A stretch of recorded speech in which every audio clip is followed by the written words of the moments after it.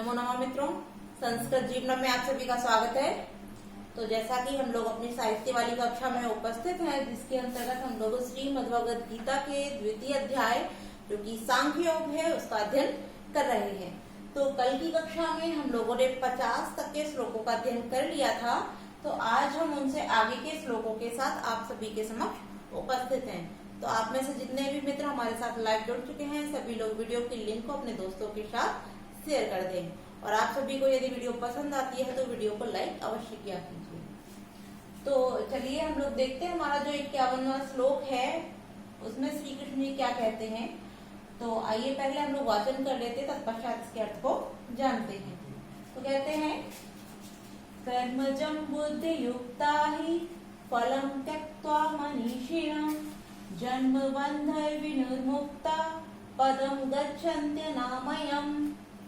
अब क्योंकि श्री कृष्ण जी यहाँ अर्जुन को बताते हैं कि हे अर्जुन, तुम कर्म करो किंतु समभाव बुद्धि रखकर कर्मों को करो। तो उसी समभाव बुद्धि से युक्त व्यक्ति की विशेषता बताते हुए श्री कृष्ण कहना आरंभ करते हैं। कहते हैं कि ही माने निश्चित ही, बुद्धि युक्ता बुद्धि से युक्त। अब किस प्रकार की बुद्धि से युक्त? तो यहाँ तात्पर्य जो है वह है समभाव बुद्धि से युक्त। और समभाव या समत्वम का कल हम लोगों ने लक्षण भी बता दिया था कि समभाव बुद्धि होती है और जो समत्व बुद्धि होती है उसको भी हम लोगों ने कल जान लिया था। तो समभाव बुद्धि से युक्त मनीषिणः, जो मनीषी लोग होते हैं, मनीषिणा अर्थात जो विद्वान जन होते हैं, वह क्या करते हैं? कर्मजम, कर्म से उत्पन्न, जम माने जन्म लेने वाले, कि जो बुद्धि से युक्त, कैसी? समभाव बुद्धि से युक्त जो विद्वान जन होते हैं वह कर्मों से उत्पन्न होने वाले फलों को त्यक्त्वा माने त्याग देते हैं। तो यहाँ जो त्यक्त्वा शब्द दिया है, यहाँ हमारा क्या तत्व प्रत्यय का विधान किया गया है।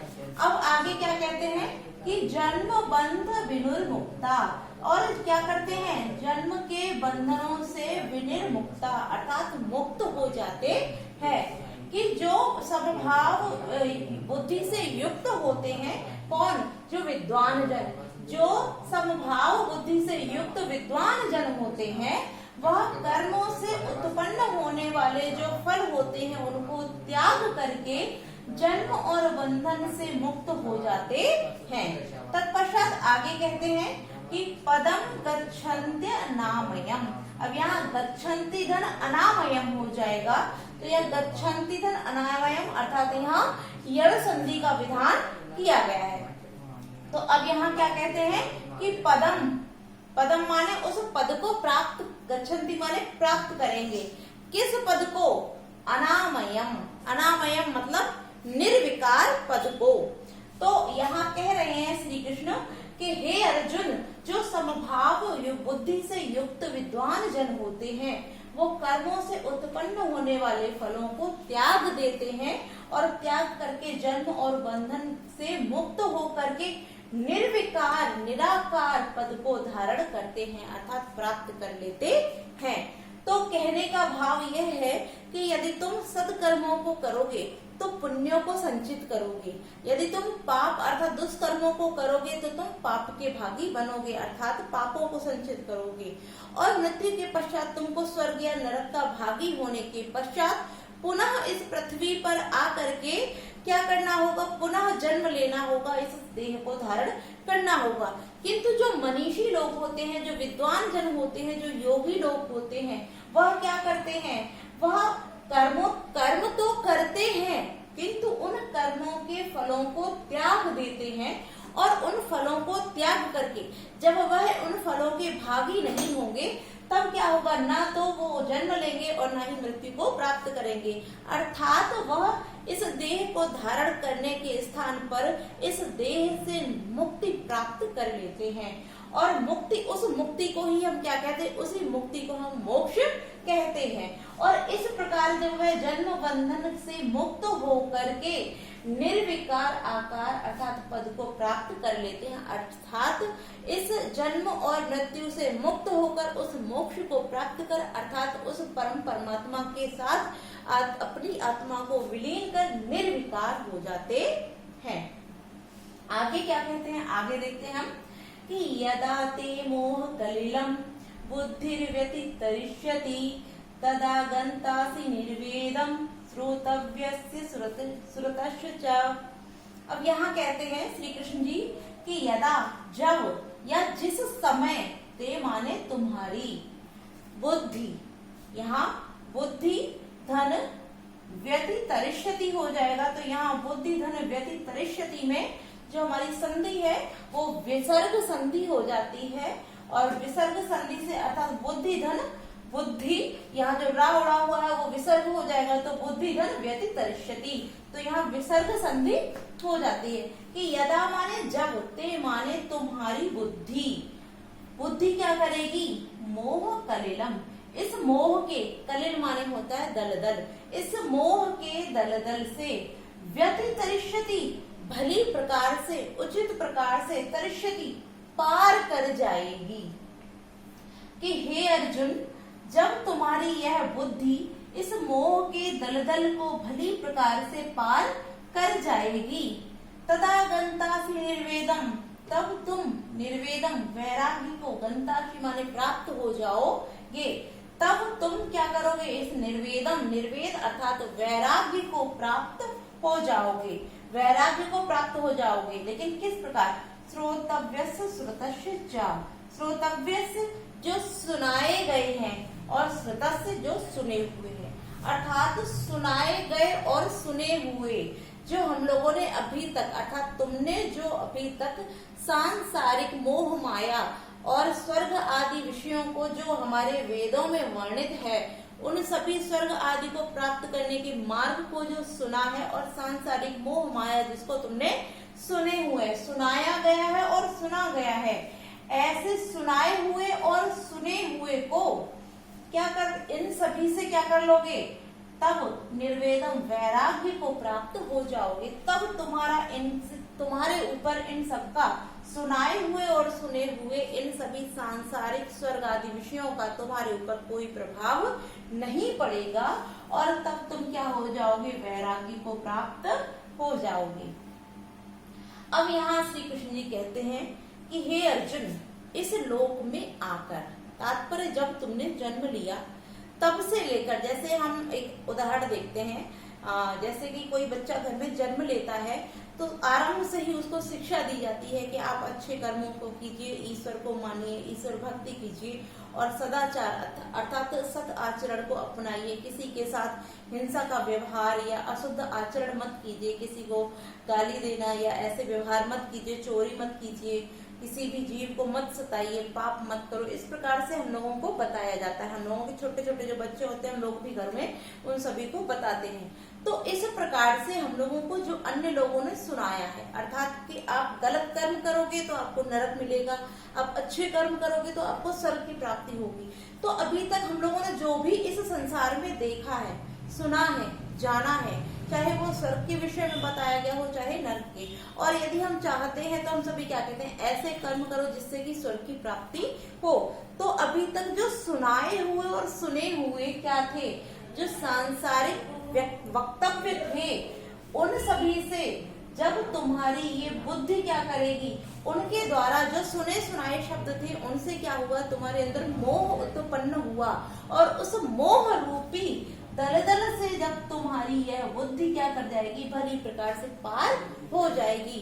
अर्थात जब तुम निष्काम कर्मों की ओर बढ़ोगे तब तुम्हारी यह जो बुद्धि है वो कैसी हो जाएगी, वह इस सांसारिक मोह माया को त्याग देगी और इससे परे हो जाएगी। तो जब तुम इस प्रकार से सुने हुए और सुनाए हुए सांसारिक मोह के दलदल से यह जो तुम्हारी बुद्धि है वो क्या हो जाएगी, भली प्रकार से पार हो जाएगी। तदा गंतासि निर्वेदम, तब तुम क्या करोगे, वैराग्य को प्राप्त हो जाओगे, अर्थात तब तुमको क्या, वैराग्य की प्राप्ति हो जाएगी। ठीक है, तो अब यहाँ हम देख लेते हैं, यहाँ जो हमारा है बुद्धि व्यति तरसति, यहाँ हम लोगों ने देख लिया कि यहाँ विसर्ग संधि का विधान किया गया है। आगे यहाँ श्रोतव्यस्त और श्रुतच्छ जो दोनों शब्द हैं, यहाँ तव्यत प्रत्यय का विधान किया है और यहाँ तत्कित प्रत्यय का कित और कितवतु, कित प्रत्यय श्रोतस्य में कित प्रत्यय और श्रोतव्यस्य में कितवतु प्रत्यय का विधान किया है। साथ ही साथ यहाँ सु आदि का आगम करके यहाँ जो षष्ठी विभक्ति एक वचन का रूप बन जाता है। तो अब हम अपने अगले श्लोक की ओर बढ़ते हैं, जो हमारा 53वां श्लोक है। तो इसको भी आप लोग वाचन कर लीजिए। श्रुति विप्रतिपन्ना ते यदा स्थास्यति निश्चला समाधावचला बुद्धि तदा योगाम वाप्स्यसि। तो यहाँ श्री कृष्ण जी क्या कहते हैं, पुनः श्री कृष्ण कैसी उस जो सांसारिक मोह माया को सुना हुआ था, तो उसी के शब्दों से कहते हैं कि सुने हुए श्रुति विप्रतिपन्ना, कि श्रुति विप्रतिपन्ना के जो सुने हुए, श्रुति माने जो सुने गए हैं, अभी तक तुमने जितना जो कुछ भी सुना है और उससे सुने हुए शब्दों से तुम्हारे विचलित हुई जो तुमने अभी तक सुना है, अर्थात यहाँ यदा ते, जो ते यदा माने जब, ते माने तेरी, जो तेरी श्रुति विप्रतिपन्ना अर्थात सुनाए जाने वाले या सुने हुए शब्दों से। अब यहाँ से बुद्धि ले लेते हैं, बुद्धि तदा। तो यहाँ भी विसर्ग संधि का ही विधान किया गया है कि बुद्धि, कि जब तुम्हारी ये सुने या सुनाए गए शब्दों से विचलित हुई ये बुद्धि है, वह कैसी हो जाएगी, निश्चला, निश्चल हो जाएगी, अर्थात चंचलता को त्याग देगी। और कैसी हो जाएगी, स्थास्यति, निश्चल होकर के स्थिर हो जाएगी, अर्थात स्थापित हो जाएगी। आगे कहते हैं कि समाधाव चला। अब यहाँ हम संधि विच्छेद करेंगे तो समाधव धन अचला, अर्थात अयादि संधि हुई हमारी, समाधव धन अचला, तो अव को अब आदेश को करके यहाँ समाधाव चला हो गया है। तो यहाँ समाधव धन अचला, कि समाधि में और कैसी अचल, कि समाधि में अचल होकर स्थास्यति, स्थित हो जाएगी। अर्थात अब देखते हैं कि हे अर्जुन, यहाँ श्री कृष्ण अर्जुन से ही कहते हैं कि यदा ते, जब तुम्हारे, श्रुति विप्रतिपन्ना, तुम्हारे द्वारा सुने गए शब्दों से, सुने और सुनाए गए, सुने हुए और सुनाए गए शब्दों से विचलित हुई जो ये तुम्हारी बुद्धि है, वो कैसी हो जाएगी, निश्चला, चंचलता से रहित, अर्थात चंचलता को त्याग देगी और समाधि में अचल या स्थिर हो जाएगी। समाधि में स्थिर होते हुए क्या हो जाएगी, अचल, अर्थात समाधि में स्थिर हो जाएगी। स्थास्यति, समाधौ अचला स्थास्यति, समाधि में अचल होते हुए स्थित हो जाएगी। तदा माने तब, योगम अवाप्स्यसि, योग को प्राप्त हो जाओगे। अर्थात यहाँ कहते हैं कि हे अर्जुन, वैराग्य को धारण करने के पश्चात भी तुम योगी नहीं बनोगे। तुम जब योगी बनोगे तो कब बनोगे, कि यह जो तुम्हारी बुद्धि है, अभी तक इसने जो भी तुम्हारे सुने हुए या सुनाए गए शब्दों से ये विचलित होने वाली है जो तुम्हारी बुद्धि है, वो कैसी हो जाएगी, चंचलता से रहित हो जाएगी और समाधि में अचल होकर स्थित हो जाएगी।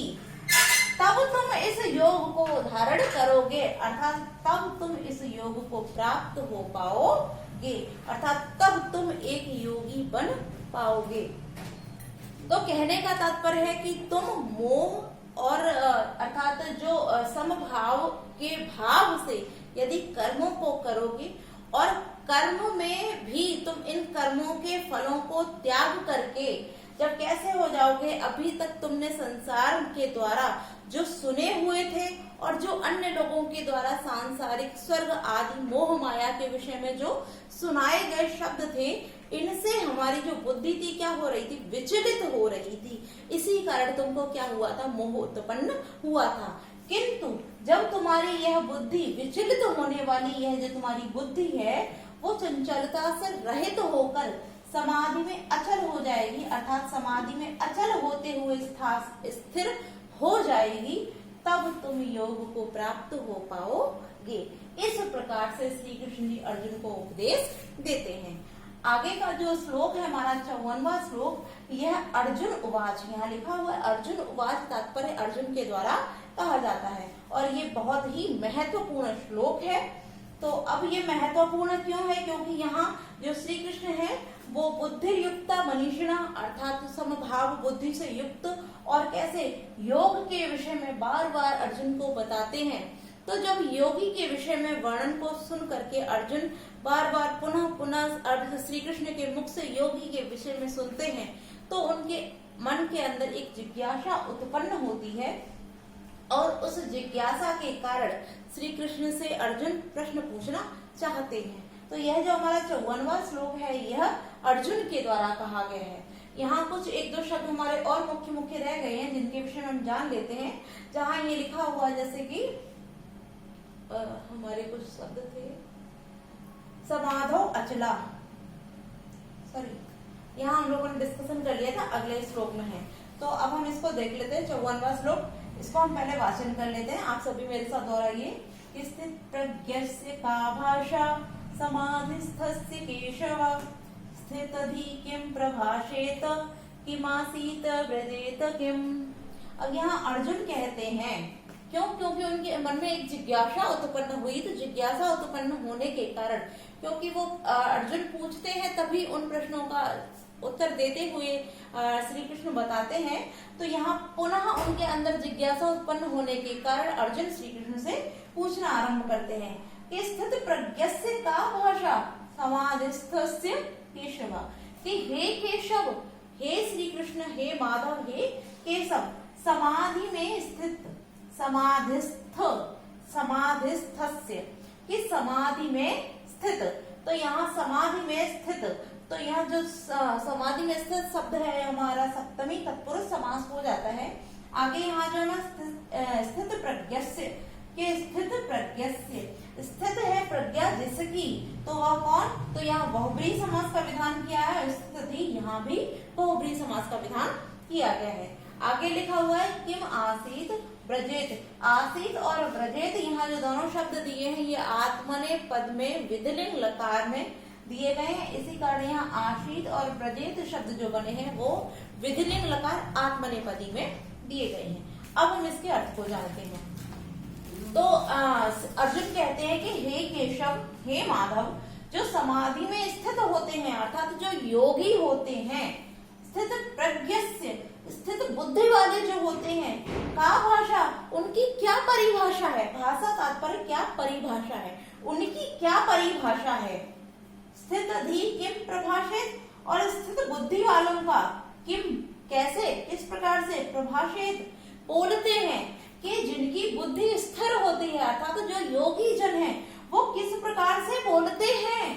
किम आशीत, किस प्रकार से बैठते हैं? तात्पर्य योग में जब आसन लगाते हैं या योग करते हैं तो योगासन में वह किस प्रकार बैठते हैं?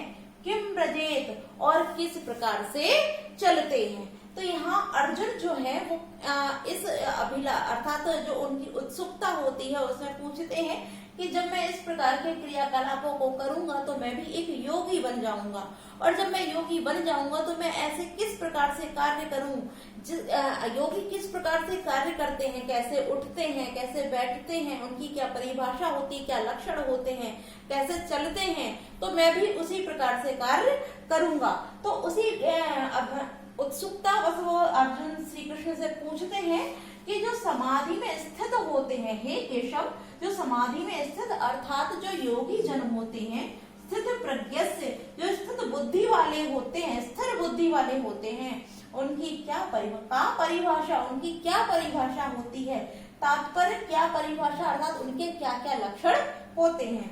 समाधि स्थित धी किम प्रभाषित, और स्थित बुद्धि वालों की क्या, किस प्रकार से, किम माने किस प्रकार से, प्रभाषित, बोलते हैं, किम आसीत, किस प्रकार से बैठते हैं, और किम ब्रजेत, किस प्रकार से चलते हैं। तो यह जो हमारा 54वां श्लोक है ये बहुत ही महत्वपूर्ण है, क्योंकि यहाँ 4 प्रश्न हमारे बन सकते हैं परीक्षा की दृष्टि से। हम लोगों ने जो मुख्य शब्द थे वो तो जान लिए कि स्थित प्रज्ञ से यहाँ बहुब्रीहि समास है, स्थित है बुद्धि जिसकी, और यहाँ स्थित धी, यहाँ भी हमारा बहुब्रीहि समास है, स्थित समाधिस्थ समाधिस्थस्य। इसमें जो हमारा सप्तमी तत्पुरुष समास का विधान किया है, और किमधन आशीत, किमाशीत यहाँ दीर्घ संधि है, और यहाँ आसीत और ब्रजेत में आत्मनेपद पद विधिलिंग लकार में प्रयुक्त किए गए हैं। साथ ही साथ जो अन्य महत्वपूर्ण प्रश्न बन सकते हैं वो कौन कौन से, आइए उनको भी जान लेते हैं। यहाँ जो अर्जुन है वो श्री कृष्ण से 4 प्रश्नों को पूछते हैं। अब वो 4 प्रश्न कौन से हैं? पहला है का भाषा, क्या परिभाषा या क्या लक्षण होता है किसके? समाधिस्थ। समाधिस्थ जो समाधि में लीन होते हैं, अर्थात जो योगी होते हैं, और जो स्थित प्रज्ञ वाले, स्थित बुद्धि वाले होते हैं। तो जो समाधि में लीन होने वाले हैं या स्थित प्रज्ञा वाले, स्थित बुद्धि वाले हैं, उनकी क्या परिभाषा या उनका क्या लक्षण होता है। दूसरा प्रश्न क्या हो जाता है? किम प्रभाषेत, किस प्रकार से बोलते हैं। तीसरा प्रश्न हो जाता है किम आशीत, तीसरा हो जाता है किम आशीत। यहाँ पहला प्रश्न हमारा ये बन जाता है, दूसरा हमारा किम प्रभाषेत, तीसरा किम आसीत, किस प्रकार से बैठते हैं, और चौथा किम ब्रजेत, अर्थात किस प्रकार से चलते हैं। तो इन 4 प्रश्नों को अर्जुन जो है वो श्री कृष्ण से पूछते हैं। और यहाँ प्रश्न परीक्षा में इस प्रकार से भी आपसे पूछा जा सकता है कि जो समाधि में स्थित, अर्थात जो का भाषा पूछा गया वो किसके लिए पूछा गया, अर्थात अर्जुन ने प्रश्न जब श्री कृष्ण से किया कि क्या लक्षण होता है, तो लक्षण किसके विषय में पूछे गए, अर्थात किसके लक्षणों को ज्ञात करने के लिए पूछा गया है। तो यहाँ समाधिस्थ भी पूछ सकता है, स्थित प्रज्ञा अर्थात स्थित बुद्धि वाले, और समाधिस्थ जो है उनके विषय में, अर्थात समाधि में स्थित जो व्यक्ति हैं अर्थात योगी हैं, उनके क्या लक्षण होते हैं, वो किस प्रकार से बोलते हैं, किस प्रकार से योग में बैठते हैं अर्थात योग करते हैं, और किस प्रकार से जाते हैं या चलते हैं। तो यह हमारे 4 प्रश्न भी यहाँ महत्वपूर्ण हो जाते हैं। तो आज हम लोगों ने 51, 52, 53 और 54वें श्लोक का अध्ययन किया है। कल की कक्षा में इससे आगे के श्लोकों के साथ में आप सभी के समक्ष उपस्थित होंगे। आप सभी को वीडियो अच्छी लगी हो तो वीडियो को लाइक कीजिए, और आपके जो भी सुझाव हैं आप उनको कमेंट बॉक्स में अवश्य लिखिए। तो आज के लिए हम इतना ही रखते हैं। नमो नमो मित्रों।